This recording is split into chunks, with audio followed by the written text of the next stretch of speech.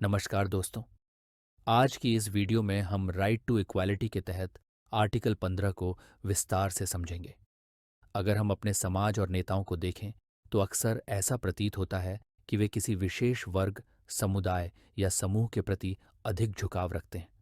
अब सोचिए, अगर कोई सरकार सिर्फ अपने समर्थकों या किसी विशेष वर्ग को ही सरकारी लाभ और सुविधाएं प्रदान करने लगे तो समाज में असमानता बढ़ेगी। समस्या को एक नए दृष्टांत से समझते हैं। कल्पना कीजिए कि एक सरकार सत्ता में आई जो सिर्फ एक क्षेत्र विशेष के लोगों को प्राथमिकता देती है। यदि ऐसा हुआ तो सरकारी स्कूल और कॉलेज केवल एक विशेष क्षेत्र या भाषा समूह के लिए आरक्षित हो सकते हैं। सार्वजनिक परिवहन या सब्सिडी योजनाएं केवल उन्हीं लोगों तक सीमित रह सकती हैं। एक विशेष समुदाय के लिए प्राथमिक चिकित्सा सेवाएं आसानी से उपलब्ध हों, जबकि बाकी लोगों को कठिनाई का सामना करना पड़े। ऐसी स्थिति को रोकने के लिए हमारे संविधान निर्माताओं ने आर्टिकल 15 को शामिल किया। आर्टिकल 15 क्या कहता है? आर्टिकल 15 एक के अनुसार राज्य किसी भी नागरिक के साथ धर्म, रिलीजन, जाति, कास्ट, लिंग, सेक्स, नस्ल, रेस या जन्म स्थान, प्लेस ऑफ बर्थ के आधार पर भेदभाव नहीं कर सकता। इसका क्या तात्पर्य है? इसका तात्पर्य यह है कि किसी भी सरकार द्वारा दी जाने वाली सार्वजनिक सुविधाएं सभी नागरिकों के लिए समान रूप से उपलब्ध होंगी। राज्य किसी भी नागरिक को उसकी जाति, धर्म या लिंग के आधार पर वंचित नहीं कर सकता।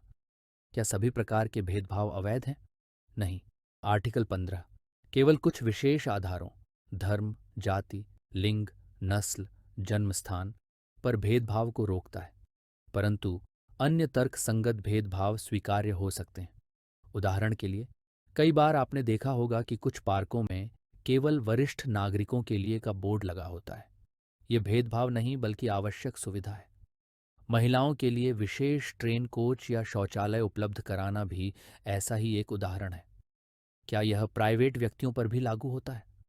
अब सवाल उठता है कि क्या यह केवल सरकार पर लागू होता है या निजी व्यक्तियों पर भी? आर्टिकल 15 बाय 2 के अनुसार कोई भी व्यक्ति किसी अन्य नागरिक को सार्वजनिक स्थलों जैसे दुकानें, होटल, रेस्टोरेंट, मनोरंजन स्थल पर सेवाएं देने से मना नहीं कर सकता। उदाहरण के लिए, कोई होटल मालिक ये नहीं कह सकता कि हम केवल दक्षिण भारतीय ग्राहकों को सेवाएं देंगे।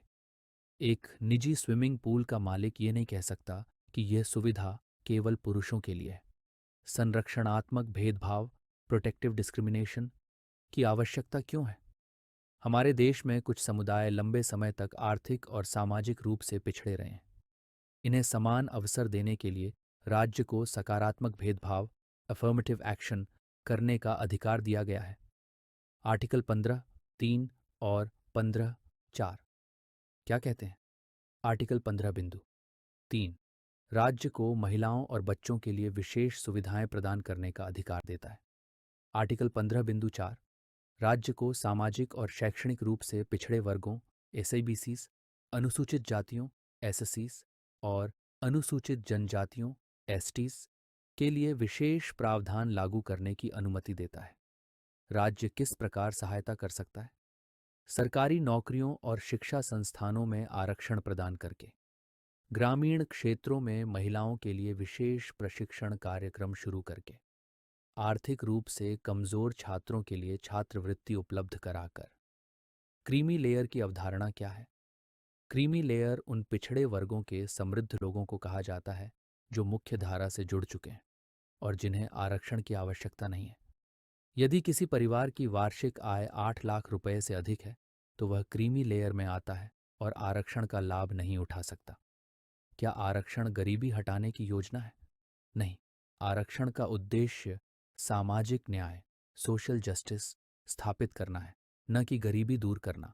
आर्थिक रूप से कमजोर वर्गों के लिए अन्य योजनाएं होती हैं, जबकि आरक्षण विशेष रूप से पिछड़े वर्गों को समान अवसर देने के लिए लागू किया गया है।